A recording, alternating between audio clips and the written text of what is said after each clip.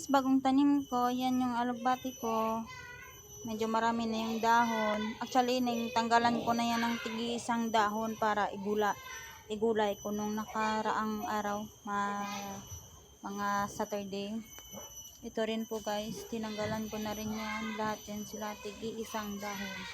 So ayan guys, bagong tanim ko.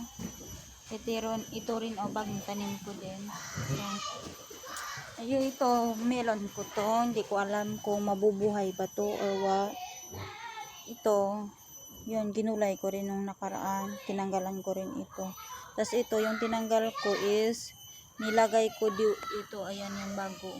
Yung baby na yan. Yan yung bagong bagong tanim. Tsaka ito guys, ampalaya. Ewan ko guys kung mabubuhay ba to. So, tinanggalan ko siya guys ng mga dahon-dahon. Ayan guys, para nakita ko lang sa TikTok, pag daw, para dumami yung sanga, tanggalan daw siya ng yung baby na leaves. Yun. So, itong guys, pinatulan ko na rin.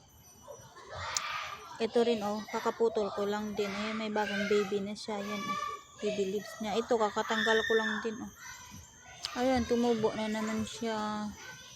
Tsaka ito, may tumubo na rin. Ayan, may tumubo na rin. So, ayan guys, bagong tanim ko, bagong alaga ko.